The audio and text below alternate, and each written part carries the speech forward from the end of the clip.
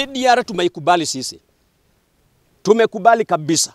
Na tunasema ni asante kwa serikali na hata pia kwa county government kwa kutuwezesha kufika hapa tumefika.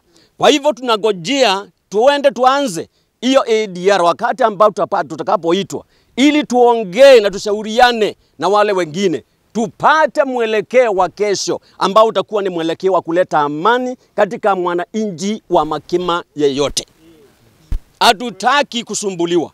Tunataka amani.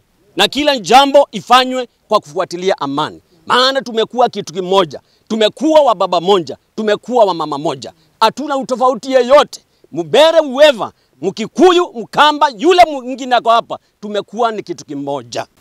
Ile ADR process ambayo inakuja mbele, sisi watu wa Makima Ward kwa kauli moja, kwa kabila zetu zote ambazo zinaishi hapa, kwa sababu sisi tuko kabila zote za Kenya zinaishi hapa Makima, tumekubali ADR na tutaenda kwa pamoja, kwa sauti moja, na hatutakuwa na ubaguzi wa huyu ni wa kabila lile ama lile. Sote tutazungumza kwa pamoja kama watu wa Makima, na tunataka kuambia serikali tunashukuru na tuko tayari na waje haraka, kwa sababu tumekubali kama kauli moja.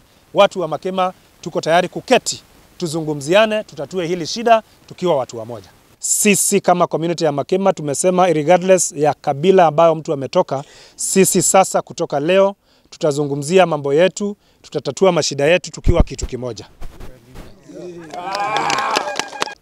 Hii ADR ambayo serikali imeonelea ni mzuri, na sisi wananchi tukashikiliana, tukasema tunataka ADR ndio turudishe maji kwa mto. Nataka kuomba watu wa Embu County. Embu County tunajua hii shamba ni yetu zote, lakini kuna watu wanaishi kwa hiyo shamba.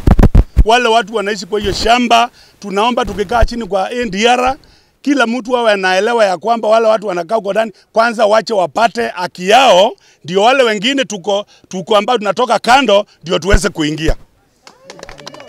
Kama kuna mtoto wa Makima ambaye ana shamba, hata kuna wazee waliacha na ile ugawanji ilikuwa ya 1978, hawakupata mashamba wakati huo. Wakati tunaongea mambo ya ADR, hata wazee hata wao considered ndio wapate shamba hata na watoto yao.